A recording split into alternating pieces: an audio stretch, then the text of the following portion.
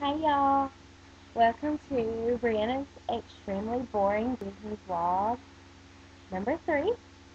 Um, so I have some exciting news. I got in. Yay! I got my purple email Tuesday night, March the 23rd at like midnight, and I got my purple folder 3 days later today, Friday. And it's postmarked the 23rd, so I guess I officially got it in the 23rd.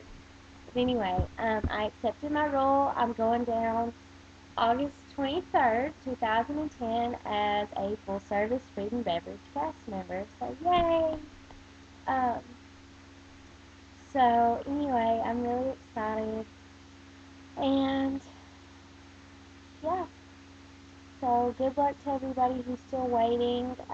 Just keep thinking purple. Because I got really down about it there for a little while, but I'm okay now. But anyway, I had a question about phone interviews from Friends222. And the question was just, what kind of questions do they ask you? Well, it all depends on what 3 roles you tell them, but generally they ask you questions about the Disney look, like to see whether you're within it or not. They ask you about tattoos and whatnot. Then they ask you your top 3 role questions, and you tell them. And so then they're going to ask you if you don't select a food role, they're going to ask you if you'd be okay working in food.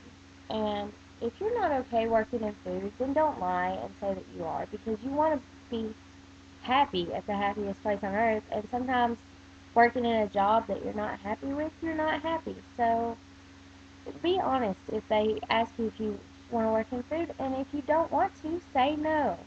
I mean, I really don't think it's going to hurt your chances anymore. Um, so anyway, so then they ask kind of a question on how you would deal with the situation. Like, for my question, they asked me how I would deal with me if I was busy talking to a customer and somebody kept coming up over and over again and telling me that they needed me. And they needed me in the back, they needed my help. And I said that I would probably finish talking with the customer, and then after that, I would go and see what they wanted and help them with whatever it was that they wanted. But then I would ask them to please not bother me while I was with the customer anymore, because it's kind of rude to the customer if they're trying to have a magical vacation and you kind of interrupt them like that. So the customer needs to feel like it's all about them. So anyway, and then they also ask like how you would deal with your boss. Like, no, I'm sorry. They tell you to give an example of a situation where you had issues with a boss or a customer, and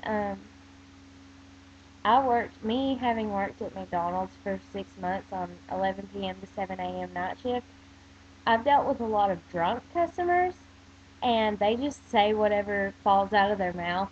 So I gave several examples of dealing with customers, and then I've dealt with several bad bosses too. So I just gave, an example of both.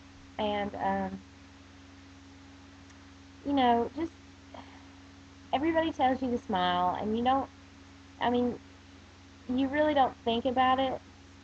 Like, you're just like, okay, I get it, I need to smile. But it really does make a difference, because right now you can't see me. And you can tell that I'm not smiling, even though you can't see me. And right now you can't see me, and you can tell that I really am smiling and I really am excited to be talking to you. So see, it really does make a world of difference whether you smile or not, and just seem excited about the program. I mean, you're gonna be, it's not gonna be a seem thing, but show that you're excited about the program. Um, I guess that's about it. That's all that I can really think of. Um, So yeah, if you want to audition to be a character, you need to make sure you tell them that so that they can get you into an audition. They can set you up to go to an audition, because otherwise you may not ever even get to audition if you want to be a character, so you need to tell them. But as far as phone interview tips goes, that's all I can really give you. If you have any more specific questions, I'd be happy to answer them. And if anybody else has any questions about anything else, I'd be happy to answer them, because that gives me something to talk about. So, anyway, comment below and ask me questions.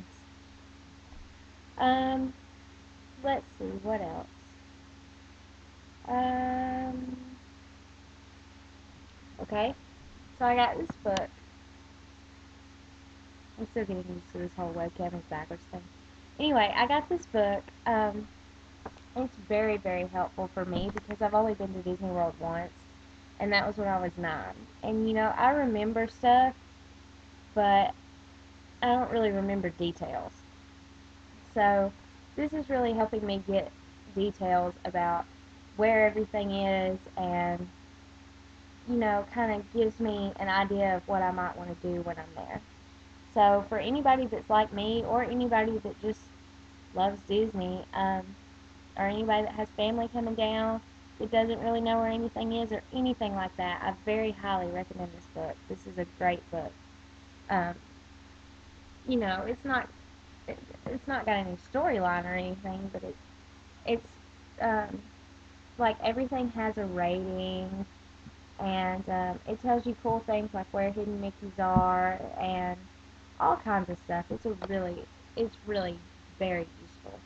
So anyway, let me think if there's anything else. Harry Potter, Wizarding World of Harry Potter is opening on June 18th. So I won't be down there when it opens, but I will when I go to Disney World. It will be open. So I plan on frequenting, sorry, that park, and I plan on frequenting. We kind of run our words together as Southerners. Anyway, I plan on going to the Disney parks often, on my off days, but I also plan on spending a lot of time at the Wizarding World of Harry Potter. Um, so yay for Harry Potter opening. Um, I guess that's about it. Um, please feel free to comment and ask me questions.